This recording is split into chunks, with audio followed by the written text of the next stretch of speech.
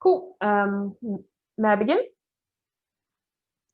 Awesome. Starting in 3, 2, 1, go. Quick definition for this debate to be on the same board. What do we mean when we say that we are going to make soldiers stop feeling fear? Firstly, to be clear, we only do this for the period of time while they are soldiers, and we are only doing this for combat soldiers. We don't think that this debate has to be applicable also to cooks and drivers and whatever that are in the military.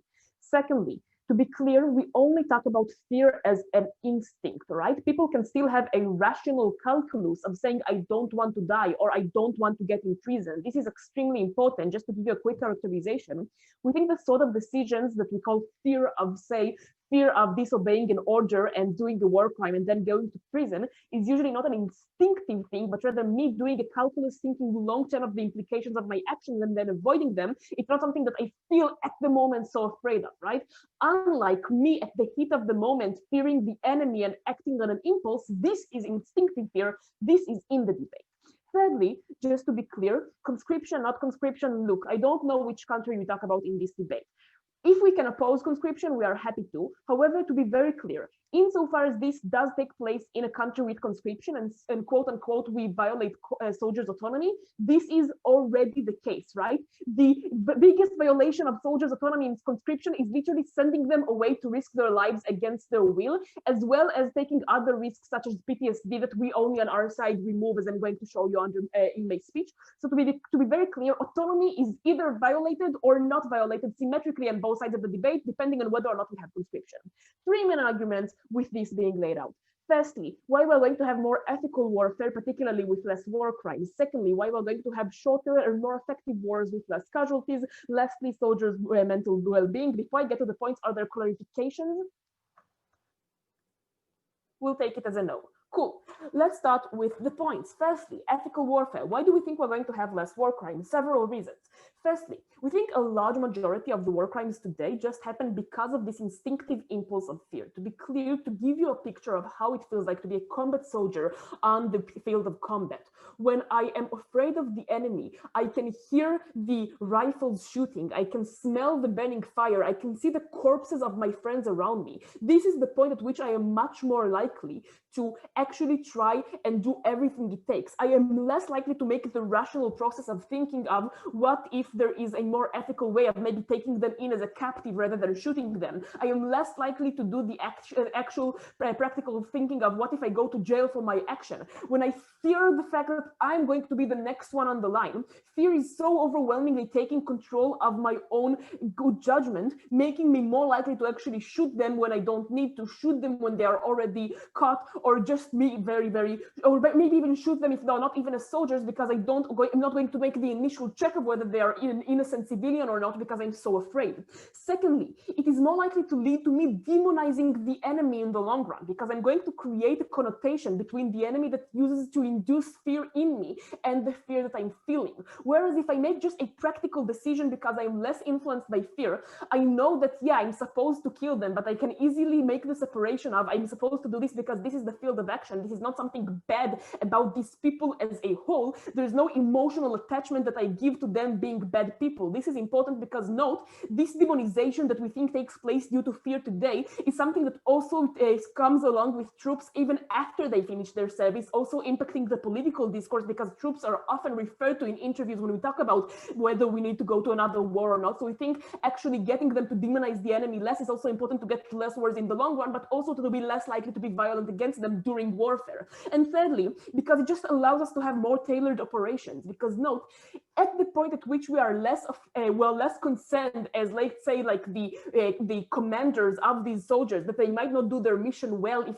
we send them into the military bases of the enemy, because we think that they might be too afraid to actually be functioning, if we think that they might just run away at the first sign of a threat, this is the point at which we are much more likely to just send a missile or a drone at the enemy rather than sail a tailored operation there because we cannot trust our troops. At the point at which we are better able to trust them to not be running away from the battlefield, we are better able to make tailored operations that don't harm innocent civilians. Secondly, on shorter warfares, we think that in general you're better able to be an efficient troop when you're not so instinctively afraid. You're less likely to run away from the field of combat. You're more likely to be able to focus on where you're aiming your shoot rather than shoot in random directions because you're better focused and not so overwhelmingly flooded by your fear.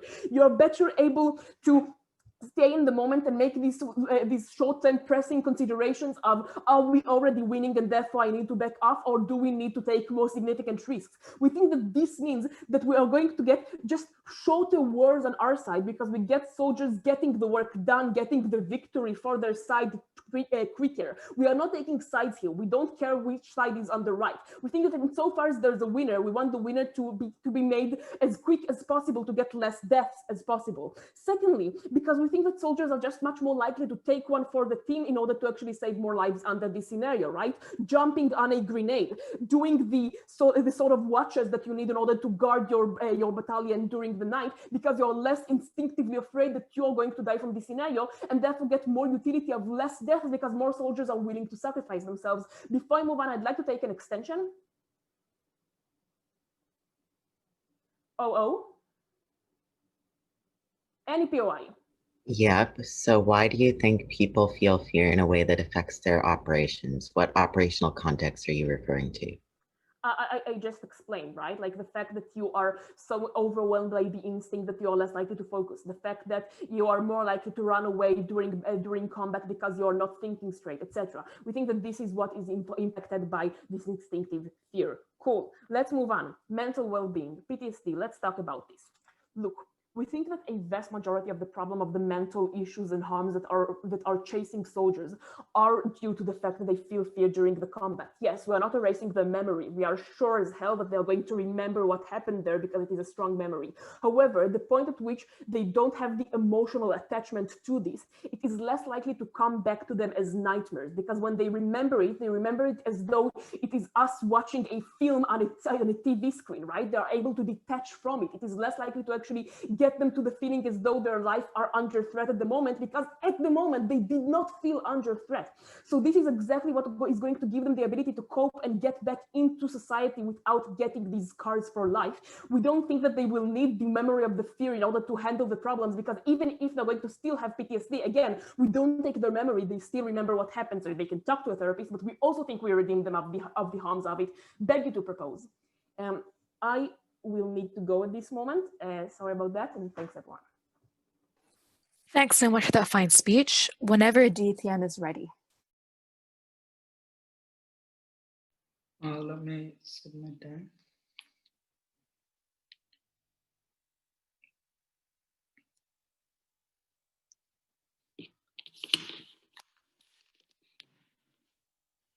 I'll start in 3, 2, 1. Respected Chair, like our Prime Minister mentioned, we like to make clear one main aspect of this motion, like we are trying to remove the ability of fear for combat soldiers, particularly in the wartime only, because one of the main crises the soldiers in general nowadays facing is the fear of casualty. It will affect the performance of soldier in multiple aspects. So through this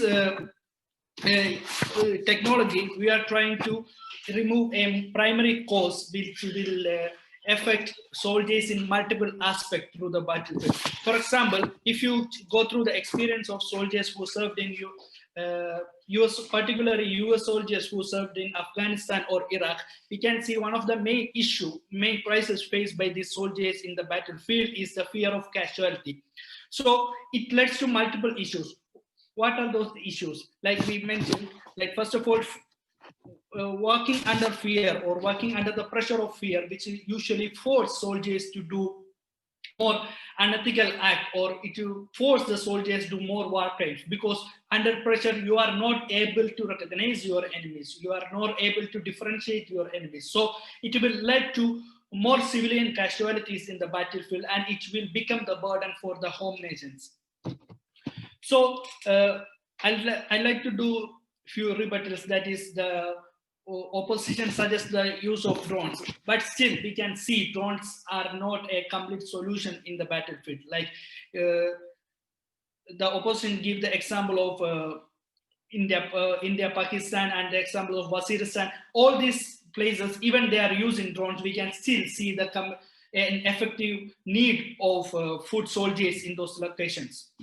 And another issue that another argument raised by the opposition is the need of empathy. So opposition argues if we remove the fear from the soldiers, so it will lead to the lack of empathy among the soldiers, especially when they are participating in the operations, especially in the civilian areas. But we already mentioned in the beginning, we are just proposing to the removing the fear of casualty, or removing just that fear in the particular scenario of the combat. We still keep the rationale of the soldiers alive. We still keep, and we are not letting them to act according to their instinct. So what will happen? First of all, soldiers will get a more relaxed position, relaxed psychology in order to work more freely instead of working under extreme pressure. Because in multiple cases we witness like soldiers attacking the civilians happen in the most of the cases. They misunderstood their main target with the civilians, especially during under the pressure. So this technology is basically remove the chances of these problems. And and also one of the important thing is less casualties. So less casualties in that sense. We already seen those. Yes, I'll take POA. Can you respond to the question of whether people still feel adrenaline, they still feel strong emotions that lead to strong and violent responses? Why in that context does fear make this worse rather than checking the violence that you talk about? Can you repeat that, POA? Given that fear is not the only irrational emotion people experience, why is it going to make them more violent rather than curbing the types of violence that something like adrenaline is likely to lead a soldier to do? Okay, so first of all, currently most of the soldiers who engage in the battlefield, especially from the modern nations, these are the soldiers who are aware of the international laws and the issues regarding human rights issues regarding the battlefield. And most of the war crimes on the side of soldiers happen mostly in the case of under pressure. Like we can see multiple cases from the experience from Afghanistan, from the experience from Palestinian-Israel conflicts. Most of the misactions happening from the soldiers mostly because of the under pressures, under the fear of casualties. So we are strongly proposing this particular technology will reduce the causes, reduce the reasons for this particular aftermath, which led the soldiers to work under the extreme pressure, and the eventual conflict led to eventual conflict which happens regarding this psychological confusion regarding the targets and the civilians. So what we are proposing is, because of these reasons, we can have a more ethical warfare primarily. So since we reduce the casualty, we'll have more ethical warfare. Then the less casualties is also very important. Like, so a soldier can act more rationally because we know psychologically, because under pressure we take more irrational choices, and under urge and under pressure we take more unnecessary choices. And in the battlefield, it is very crucial to make clear choices and clear decisions in the battlefield. So and in the battlefield, fear is we know we can understand in the battlefield fear is the main pressure factor. So this technology will help the soldiers to act more rationally, and it will provide more effective results, including less casualties. Plus, more important, it's the main crisis we are facing now is the well-being of soldiers, especially the veterans. So this technology itself ensure the well-being of soldiers who complete their service, like especially issues like PTSD. So we are strongly propose this motion. Thank you. We thank the speaker for their fine speech. Whenever DLO is ready.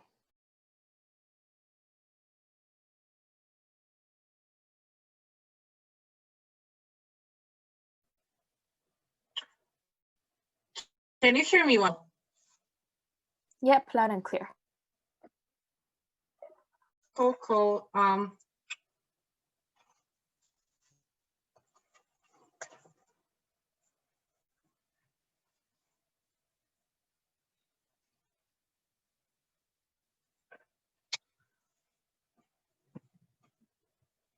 Three, two, one.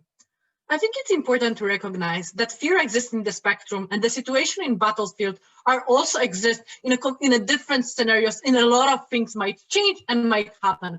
All of the case from opening government based on the premise that the rational calculus is a successful and that it will not fail and the situation will not become different, surprising, or extreme. But second big mistakes, they only consider one side of the good guys. They never assume that when you are removing fear to all soldiers, to all of the aggressors, to all of the people who might have different rational calculus, which, for example, they are more likely to sacrifice their life, which they are more likely to support the violence because that might be higher cost for them. That's removing the last standing piece of the humanity which might they have, something which is still resisting and didn't allow them to support the wrong leaders, wrong the chain of the commands, which means that this is the last standing accountability, which might change and might be the tipping point if people crossing the line and if people starting to doing bad things. I think this is extremely important because on the battlefield, when you are planning some kind of operation and rational calculus, you are doing that before you sending people to unknown territory. You don't know if someone will not surprise you. You don't know if weather will not change. You don't know if your supplies will be destroyed or if the situation completely changed. What's happened then? You are there and you don't have your instinct. You can't rely on something that you need to hide yourself, that you need to get back somewhere because you are doing the rational calculus, which is not updated to the environment in which you are currently happening, which means that you are the person without any autonomy whatsoever because the last part which gives you some kind of decision-making process. So even if your autonomy was violated when you were coming to the army, that still might be much worse on our side of the house. And I think in the situation when seconds matters, panel,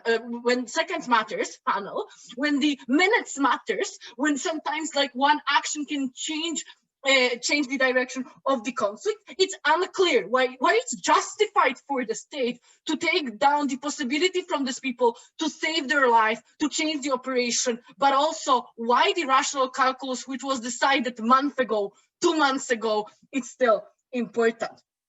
Second of all, I think especially when they said about like having shorter conflict, better war.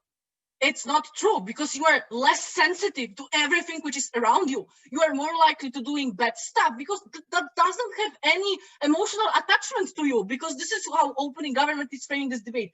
Only rational calculus is staying, but also that is coercion, right? People can tell you that you will be not caught. People can tell you that they will find some kind of rational way to take you out of this. People can offer you money, that's the rationality. But your emotions, which you're feeling in your heart later, in your mind about the consequences which you will face, this is something which you can control, the anxiety which you might have, like the mental health problem. And when opening government in PM speech in the last 30 seconds saying, oh, you will have memories, but you will not blame yourself, it's unclear for me how people in the memories are like, oh, I felt fear, I didn't felt fear. This is completely uncomparative, because if you still remember the horror of war, I think you didn't separate all of the pieces and then making like the receipt for being happy.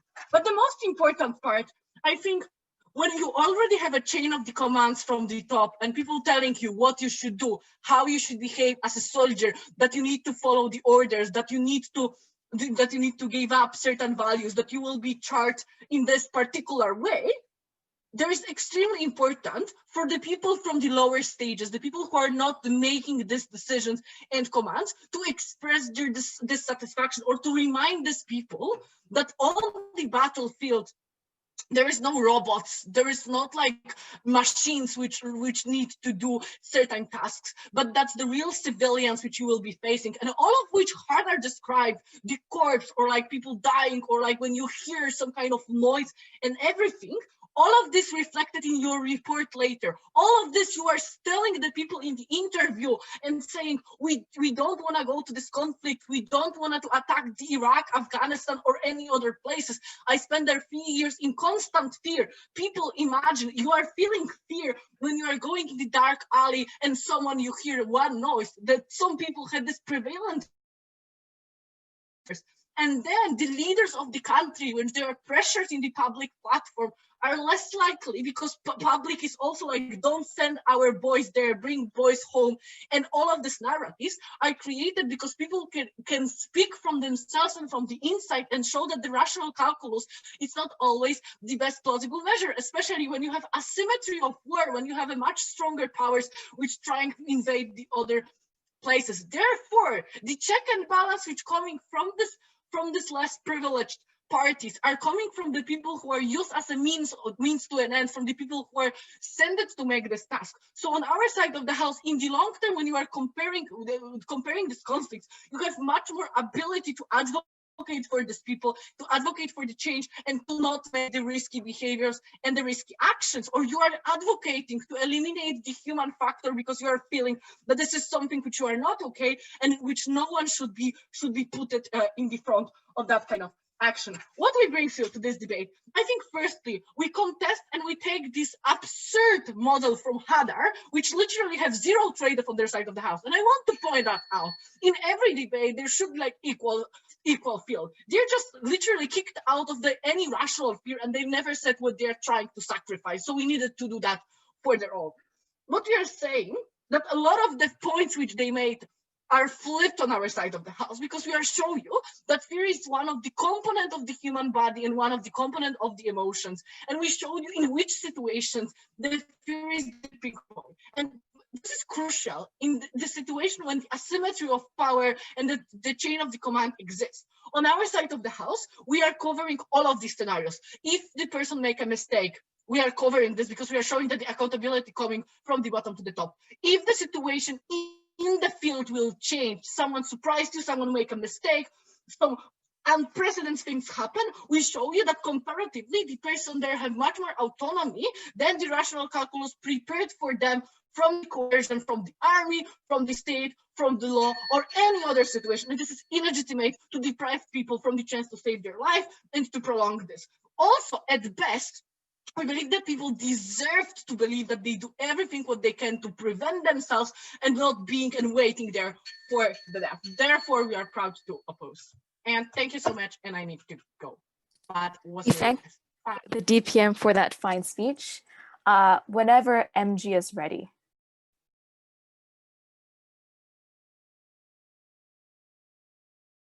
Can you hear me?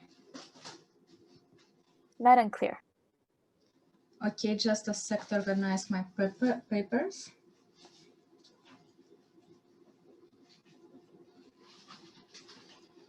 Mm-hmm.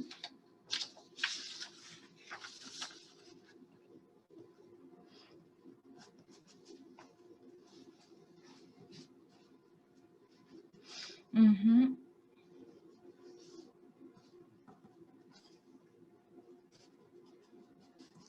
Okay, I'm ready.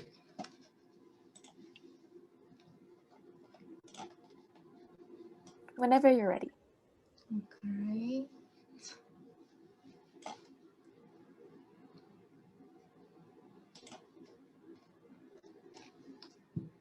Set timer. So what I'm going to tell you in my speech, basically two things. Why is this like wrong, both principally and practically, to when this like fear affect other people who wasn't concerned and who wasn't able to have any influence about those decisions? And secondly, why we should to provide and to maximize to provide like the better experience for those people who will be in the war, for those soldiers, because they never choose. In the majority of cases, they didn't choose to be there. But like basically, let's like make clear some things. So what soldiers need in war? We believe that in war, soldiers basically need to commit orders or their commanders and be calm. They don't need like to be like to have some effects like and limitation because of war. What is the characterization of fear that we have right here? Like the fear to lose your life is the major fear of people. The soldier are restricted by these feelings. They have like second thoughts. They like lose the clear understanding of the reality. They're unable to commit those like orders because they have those instincts that they may die. They may even feel like panic attack. They like they're afraid and like they become a hostage. They become a prisoners of their own feelings, and we think that this is just terrible. We shouldn't like have this kind of situation. The nature of the war is against the nature of the majority of people. This is not a humanitarian situation, and this means that in this particular scenario, this is very, very possible to feel fear. You don't like have a normal like relationship with other people, and you don't care about their feelings and your feelings. You just want to survive in this particular scenario. So what we hear, like, let's make some rebuttal to the opening opposition. So they basically told us like about empathy and emotions and stuff like that. We think that in this particular scenario, as I already told you, the feeling, the perception that you want to survive, it's something greater than your feeling to and your like you don't care about humanity so much, and you just want to save your own life. So we don't think that the fact of empathy applies here. If you think that you just may die in this particular scenario, you are much more likely to try just to save yourself rather than go and try to to save like someone else. You may even commit some decision at the expense of lives of other people, because for you, your life, your personal life is the greater thing. Your personal life for you is much more important than the lives of other person, of all other person and all other like soldiers, because if you lose your life, you will be unable to be in this world. So you care less to sacrifice the life of other person rather than your own life. So you don't feel like empathy at this extent. Now, they told also like about prevention. We don't think that this is just realistic in this particular scenario, because we're talking about war. In the vast majority of situation, people don't even have the choice to decide whether or not they will go to this war. They just go into this war because they have a duty to protect their own country. This means that like they will send you, your governments will send you no matter what, and they are willing to sacrifice your life in order to like achieve some their like own interest. This means that even if you feel fair, the interest of the state, the interest of being this war, and to send those people, to see those people as like weapons, it's much greater. So we will not achieve this stuff about prevention. They also told that this is not just like immorally, and this is like a component of emotions. We are not, but firstly, as I told you, we are talking about war. This means that this is a horrific situation, and people are not even seen as people. So we don't think that in this particular scenario we have to care about all component of emotions. But secondly, as already we mentioned in opening government, we are not talking about removing completely the feeling of fear, rather than removing this instinct of being killed. Now, moving on to my actual case.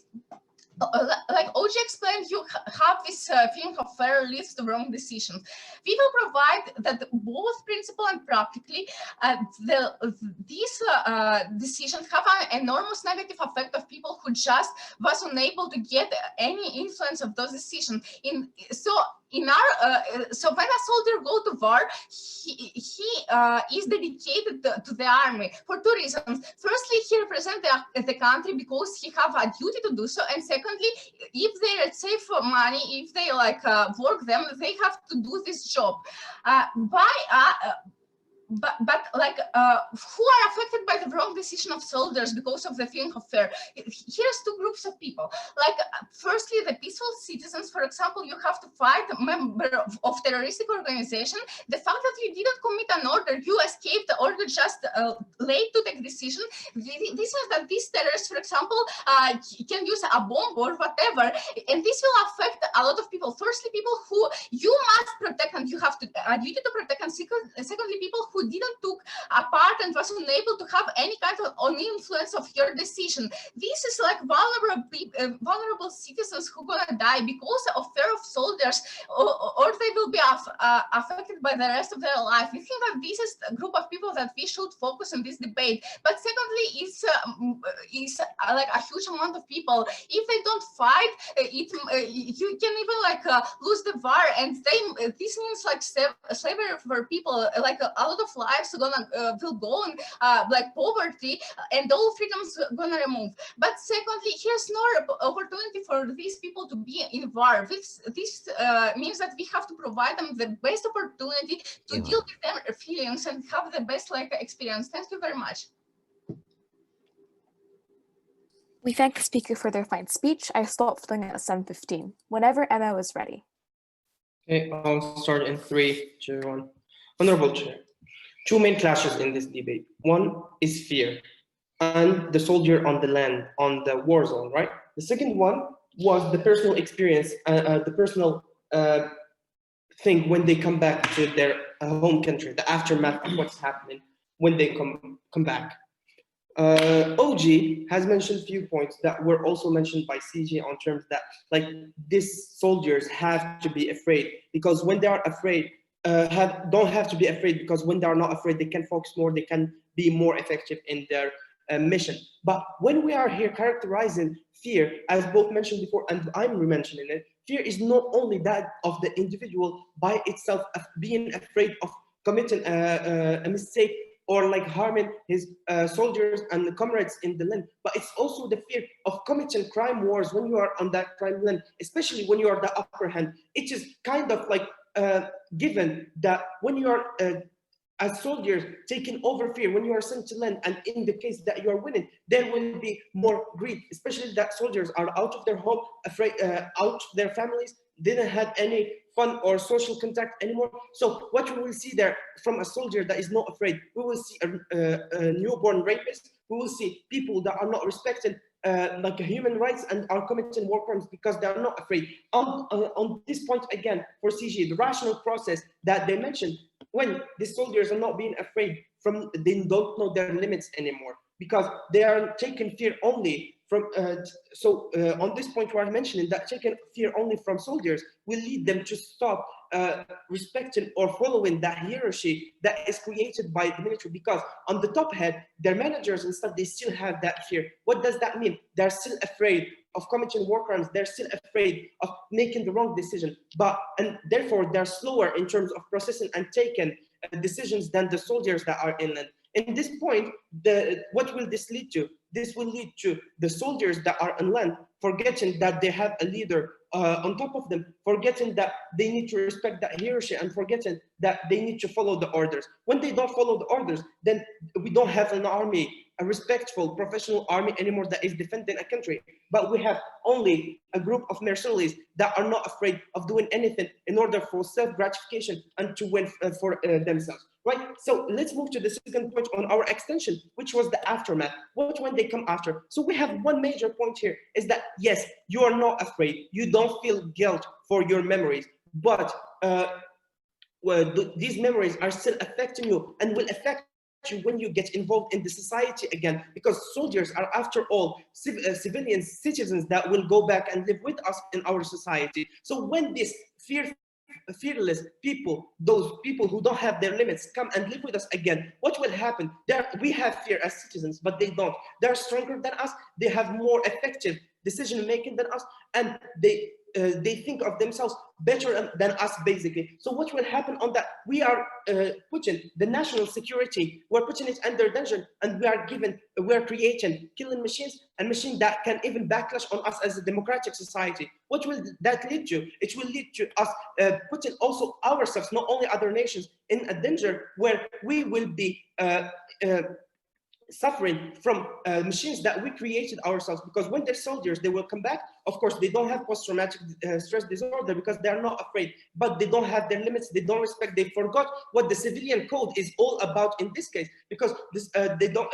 When you are forgetting what the civilian code is about, you will not be respecting what the police will tell you, because you're not afraid. You will not respect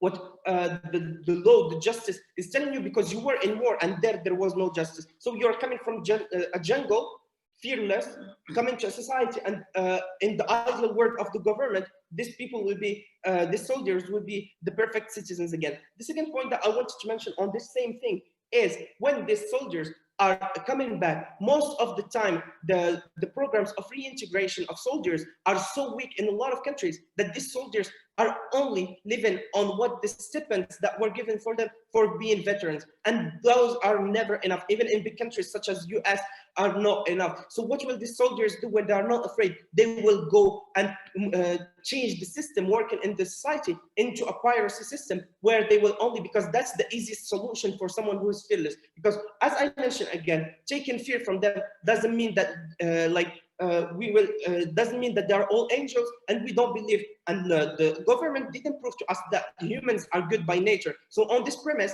we're saying that when humans are not really, we're not sure either they are good or bad, we are taking a big risk by taking fear from these people, because they will not be afraid from going to jail anymore, because they will not be afraid that this can backlash on them and that other people can get reactions, because they have the ego and the arrogance that they are the soldiers, that they are strong physically, but also in terms of interpreting things or focusing or making decisions, because they don't have, as I'm using the words of government, they are not afraid. So they are more faster in rational process, and they are more focused and more effective. So what do you get from our side today as an opposition is that we tell you that, yes, this can be effective on a short term, that these soldiers are not afraid, that they can be more efficient and more ideal into that image that the government is trying to create for this debate. But these soldiers are also a sword double-edged, because they will be there. There is a higher risk for these soldiers to commit war crimes by themselves individually than only like the suffering from loss because of their fear on the warland. But worse than that, and this is what like making the difference between us and all the parts of and all houses in this debate, is that we are taking into consideration that the soldiers are going back to our societies and are our citizens after all, and that when they come back, if they are fearless, this is going to create a big problem, because these are not like the normal humans, normal civilians that we used to have anymore, but they're war machines that were created by the labs and were sent specially to those to the war. So even in the best case of the government, if these soldiers are the best in efficacy and process and rational decision taken in on land of war, they are by far the worst citizens. So for all of these reasons, to save our societies, please oppose. We thank the speaker for their fine speech. Whenever GovWhip is ready. Am I audible? Yep. Okay, thanks.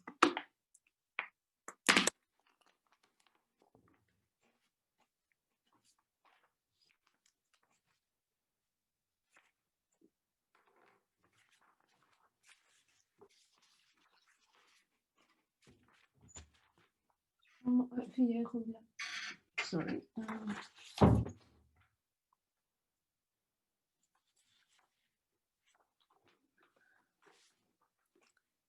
So in 3, 2, 1, go. So the most important framing that came in this debate came from my partner, explains a lot on why we should win this debate. Actually, what Olga added in this debate is actually what fear looks like. We think that OG didn't do so well on describing this, and we did importantly better.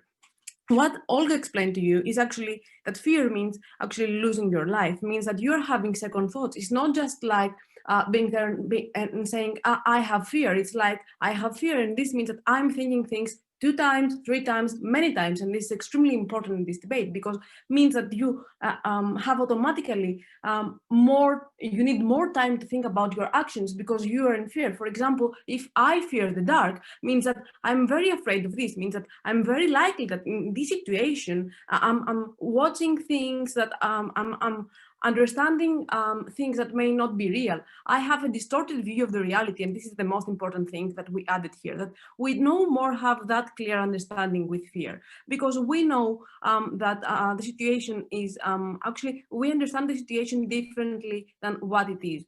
In a way or another. So, for example, an analogy here is if I fear public speaking and I cannot deliver a speech, I may have my papers right here, but I may mess up my speech. And this means that this is not realistic to mess up a speech if I have my papers. But exactly because I have the fear, it's very likely that I will not deliver what I want to deliver at the very end of the day. This exactly applies to the soldiers. Applies to soldiers because at the very end of the day, they have second thoughts. They are not that able to apply the commands that they have in a good way. This is the practical argument, the framing actually that we provided to you that explains our practical argument. And this is what we do better significantly compared to OG. This framing is very important in explaining all the arguments that stand in our side of the house. Without this explanation, actually, we cannot have a very clear mechanism on why actually it's practically better. Now, moving to, I will take this team by team if structure don't comes as I want, and begin with OO actually. Actually, OO says that it's worse on effectiveness. We clearly disagree with this. We feel that it's better in our side of the house. And the main reason is actually how fear makes you react. We believe that fear makes you react very slowly. You think, as I said before, you think about things twice, thrice, and many more times. This means that when you have one person in front of you and you're like, now I need, for example, to protect the civilian that the good person of the war is trying to sort them, then what happens next is that you may not really protect them because you say, oh yeah, and now should I do X or Y? What should I do? And this is what fears makes you feel like. This means that at the battle, when you are in a war, it's very likely that at the very end of the day, the way that you react is not the best way that you can have. We feel that when you have fear, it's very unlikely that you will act in a way that really protects people that you should protect, and this is your moral obligation out there. So we don't really agree that when you have fear, you can do better choices for people or for yourself. And I will expand more on this later on my speech. No, actually now. The most important thing here for us is actually how you practically, when you don't have fear, improve both to protect yourself and to protect vulnerable people. Actually, when you are, people actually most of the times act in a way that prioritize their ego, prioritizes their own well-being. And we feel that this applies to a war as well, because it's scary. We don't disagree that this is scary. What we're saying is that exactly because of how they react, it's very likely to harm themselves mentally, because they're in a way that they challenge their actions, they challenge everything. And in this way, I will take the POI later. And in this way, actually, they feel in a very bad way mentally, because they don't know what they should do, what is good, if they're doing a good thing or bad. And the most important thing here is that they're not responsible for the situation that they are.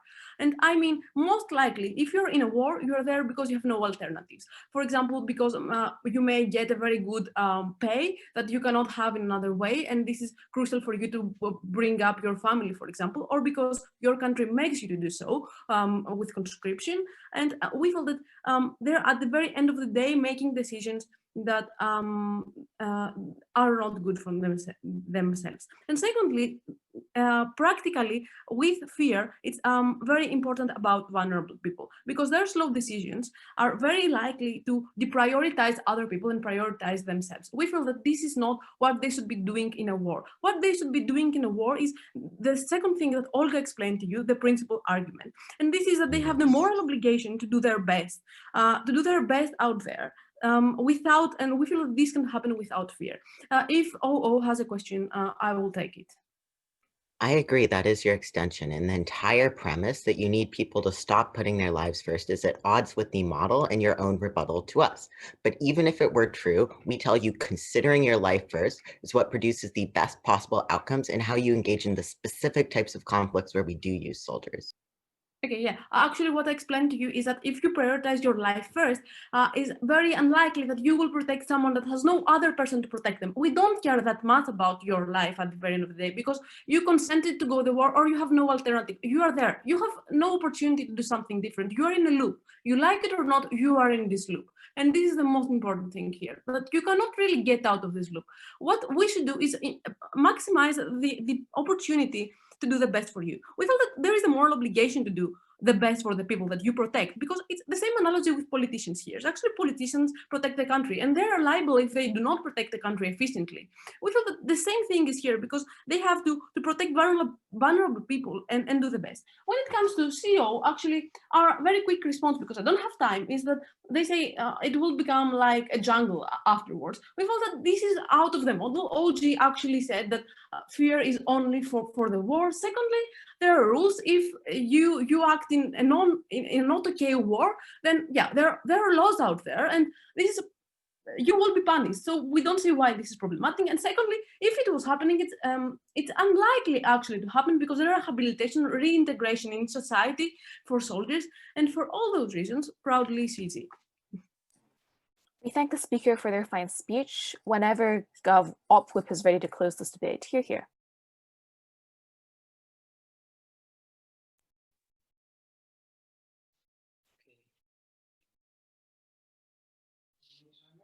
Yeah.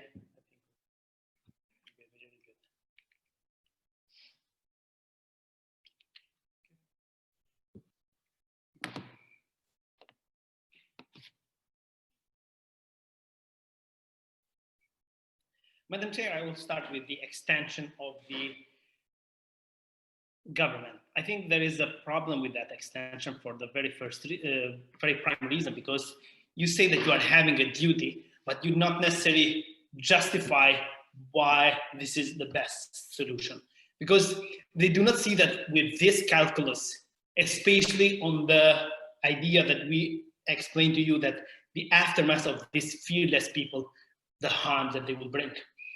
To encounter their kind of extension, I'll bring forward a real case scenario. Those mercenaries that go to fight in Syria or go to fight in Libya, when they come back, for example, when they go to any other home country, for example, if they are from States, if they are from Europe, or if they are from anywhere in the world, they will go through a rehabilitation. And the reason is very clear, because these people are taught to be fearless. They are taught to go in the battlefield and kill anyone that comes front. That is how they are indoctrinated. That's why these people, you put them into rehabilitation centers. Some of them have even to go through court processes, for example. The British girl who went as a teenager in Syria and still now battling to fight for her citizenship return to the UK. Why do we put these people on this process? Because of one single idea, that they are indoctrinated to be fearless people. They are indoctrinated to fight with the enemy, whatever it is, till the last drop. This is exactly the same scenario army that they want to indoctrinate. They want to indoctrinate these people to fight for their own country to whatever cost, without calculating what is the end result of it.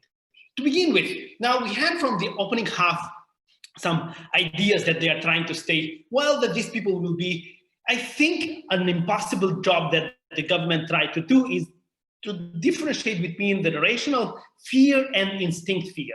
I think this is impossible to do in a soldier, also impossible to do in a real-time scenario, because there is no possibility for you to do this distinction. More important is they try to talk about how this is going to create a shorter war. In no explanation why there will be a shorter war when someone, you have a killing machine just able to kill. Without, this is a problem, because when you remove fear, now these people will kill anything they see as a target, any human being, regardless this human being is an enemy or not.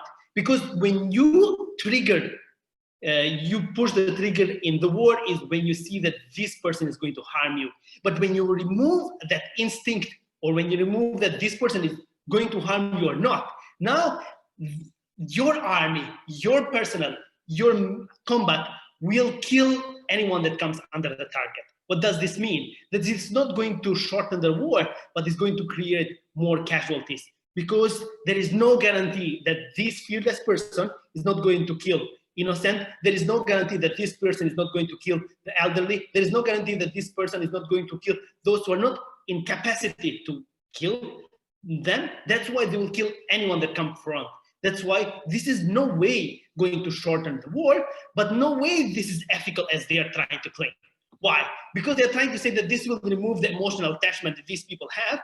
This is not true. The reason why these people are going to fight and the emotional attachment is important is because when they see a kid on the other side, they will not kill that kid for the very fear that something may happen next day to their kid. And that's why they will feel that this is something not acceptable. But when you remove this calculus from them, what you have those killing machines that they are not able to differentiate whether this should be killed or not, because they will not have the mechanism, the emotional attachment to how to do a just war. And this is why it's really important to us. But now let's talk about why we in the other house talked about something more important, which is the aftermath of the war.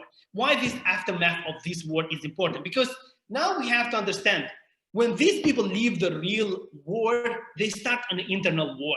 This is what we need to understand, that these people are extreme people. These are not normal people who have normal features. These are extraordinary people. People have extra physical strength, who have spatial skills, and also have a different training. Now, when you try to bring back these people who are on a robotic scale, you are trying to bring back the harms with them. That's why when you remove the fear from them, you already have inflicted on them something different. This is what you have inflicted on them, that you are putting them some machines that even may threaten your security. How this will happen? This will happen because you now trying to bring something that is not able to differentiate much between what is fearful, what is not, what is a good consequence, and what is bad. So the rationality is a very thin line there. What does this mean? That now you are trying to bring these people back to the society by not knowing the calculus of how dangerous these people are and what they can bring. Why this is important? This is important because now you are trying to bring people who can kill their own peers, people who are already adapted to killing. Yes, before closing, yes. Yeah. So, okay, if they kill, why they will not face the same consequences and actually stop killing because they will be jailed? Well, now, you will not face the same consequences for a very simple reason, because now you have made these people a robotic style. What does this mean? That now you have removed from them the fear. You are already, your opening half acknowledged that your memories will remain. Well, does this mean that he will know how he killed someone? He may even take pleasure from killing someone, but you will not know the fear of it. What is the consequence of killing someone? because now in the war he killed someone because he was kind of forced to do. But when he comes back at home, there is nothing to stop him from killing. Why? Because this is a lifestyle that he's creating. He fights for 5 years, 10 years. He fights an active war for all these years.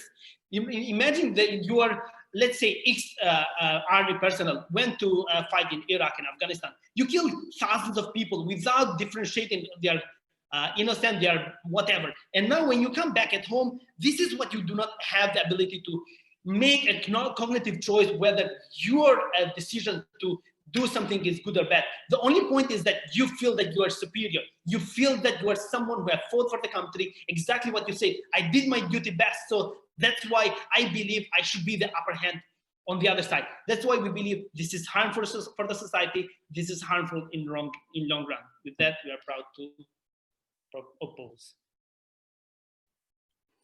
Thanks, everyone, for the debate. I really enjoyed it. I'm gonna go take my earphones out, mute myself but I would really prefer if people could turn on their videos so I feel like I'm not speaking to an empty room, but that's totally fine if you can't.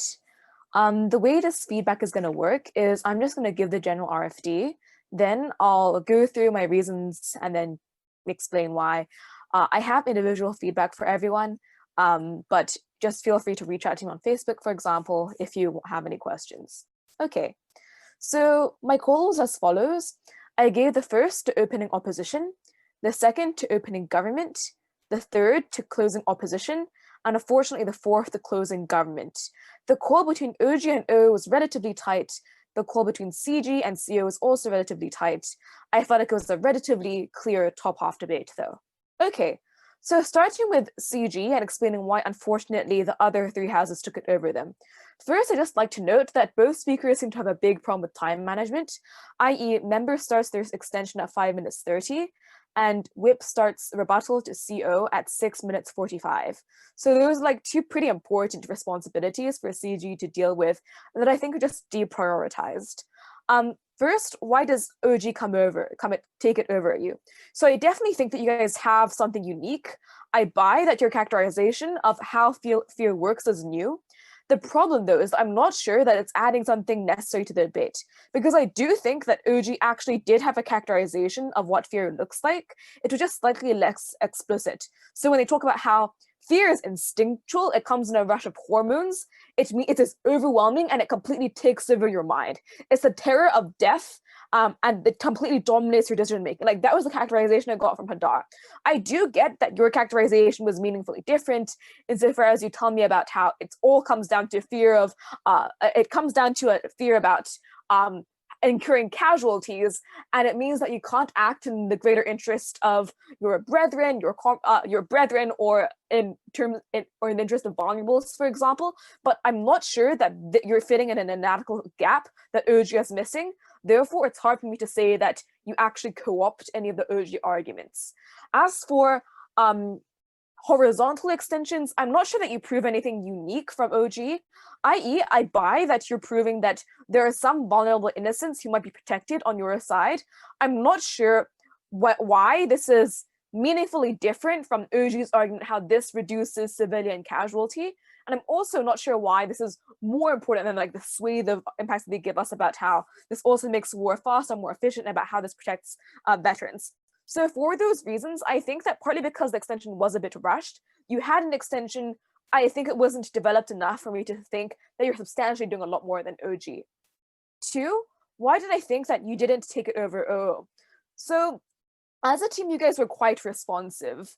However, I still think that you guys didn't take them down completely for a couple of reasons. The first is because I think that a lot of the rebuttal that came out from CG is actually counter assertion as opposed to responses. So for example, when you tell me that OO's analysis about how this is important for reducing this is going to actually lead to more civilian casualty, I actually think you're a bit behind, because they give a stronger, more meaningful characterization to explain to me why I think their will is more likely. That is to say, OO says, look, independent of what each team supports in this policy, soldiers will always be brainwashed into thinking that their opponents are dehumanized and subhuman, and therefore they're already inclined to be violent against them. Therefore, we have to bridge that gap in order to minimize war crimes. Given that they've proven that, I'm not sure why, in the absence of fear, soldiers would be willing to reach out and be vulnerable and help the vulnerable. You don't solve the problem that OO points out. Moreover, I think that your analysis for this clash is mostly, look, fear is a benefit, we remove it, therefore we solve the problem. However, removing a barrier isn't the same as proving that the opposite is true, right? Because plausibly there are a lot of different reasons why something doesn't happen. So I would need a clearer picture of what goes through a soldier's mind and what motivates them to actually help the vulnerable in such a way. So I needed more depth from you as to why your world is true as opposed to the OO world, and more depth of analysis in that way. But two, I also just think that there wasn't quite enough weighing done. Like, I get that intuitively the vulnerable are super important, but I do think that LO and DLO both explicitly said, we think that the right to self-preservation is more important than indirect stuff about benefiting other people. It would have been very easy for you to outweigh that. I don't think that you explicitly did. So for these reasons, I think that OO comes over you. Finally, on the most narrow clash on why CO beats CG. Two main reasons. The first is because I think that time mismanagement means that even though you do give the most obvious response to CO, which is like, dude, even if you do come home from war, a murderous killing machine, laws exist, so presumably that's a good reason not to go around shooting everyone. But I think that this is mitigatory at best, insofar as like, this is a good reason that they wouldn't do this, but this isn't telling me that in no circumstances this would happen, especially since CO paints such a descriptive picture about, the extent to which people have been totally brainwashed. They think that they're above the law, they're above all other civilians, they think they're a god effectively, and they don't fear anything. So a little more depth as to why this deterrent is sufficient to prevent people from committing violence is necessary, in addition to just proving to me that there is a deterrent, if that makes sense. The second reason why CO takes it over you is because they don't explicitly respond to you very well, but they do implicitly respond to you, because your analysis is kind of dependent on a characterization of soldiers as being fundamentally decent people who would be willing to help the vulnerable, insofar as they spend like 4 minutes building out this characterization of soldiers as like bloodthirsty killing machines. Then that also implicitly beats your material as well. I needed more of a counter towards that characterization, not just the end impact of people break laws. I hope that makes sense. Everything else will be a bit shorter. I felt like this was the closest clash to break. Okay, if there are no questions, I'll then explain why CO takes it under both opening houses. First, I just want to note that your responses, CO, were slightly lacking. You spent a whole lot of time on rebuttal, but I didn't get enough explicit response to OG, for example. OG gives me 3 main contributions about how you have less fear of war crimes, about how you minimize casualties and you make it such that wars end more quickly, and we get the idea about veterans. You only respond to the idea about responding to about lowering war crimes, and that rebuttal is mostly just counter assertion. I just say, well, OG say this, but look at our extension, which is, the opposite of that. So telling me that your case is the opposite of an OG point isn't rebuttal. To go through their mechs for diminishing war crimes and explain why they don't function in the first place. So for example, just be like, look, the problem with OG is that their benefits happen in a really, really tiny subset of cases, right? Like, we buy them in some cases, soldiers might kill out of desperation and terror, but in a vast majority of cases, soldiers kill because they feel like they can get away with it, and because these opponents have been dehumanized to such an extent that they don't feel like they're actually doing anything wrong. That's why OG gets benefits on a very small group of people. Here's why our harms outweigh. I hope that the difference between what I just demonstrated and what you did makes sense. It's more explicitly comparing OG's mechs to your mechs.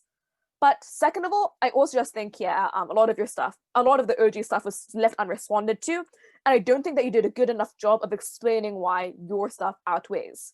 But two, on why OO outweighs. OO beats you. So first, OO gives us a whole lot of stuff. I think that it's the reason you lose to them is, first of all, because I don't think you do enough to explain why you outweigh. So I buy that to some extent that some soldiers might come away from war unable to rehabilitate, feeding totally murders, and being absorbed into this mind space of having no consequences and being fearless. However, given that CG does mitigate this to a large extent when they say, presumably a lot of people just not do this because they'll break, this is illegal.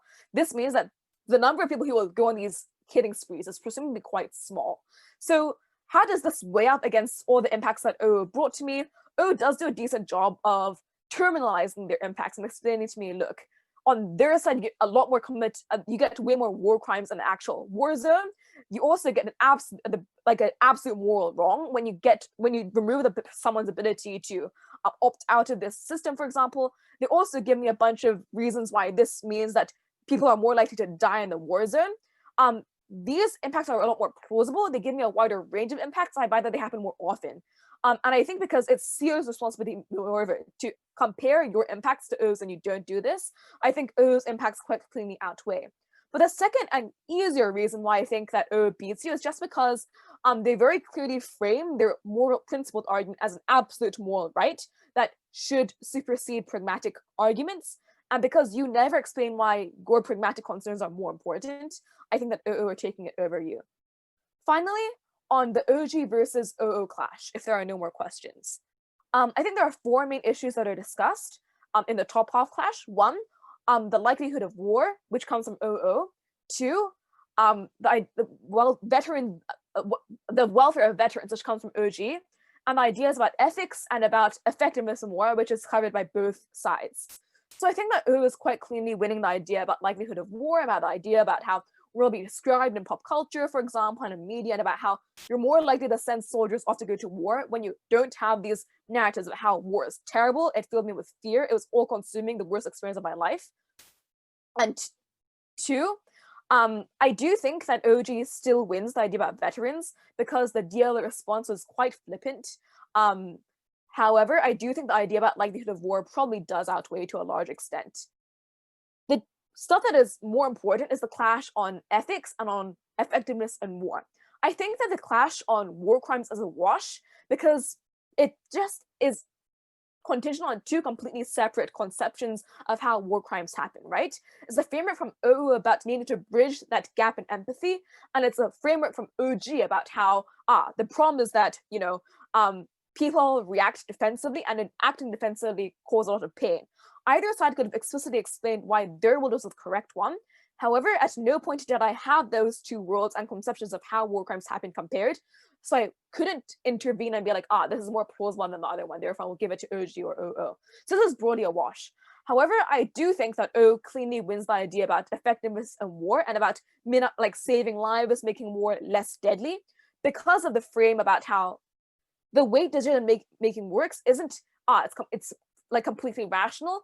Rather, a lot of it is based on instincts and split-second decisions within the war zone.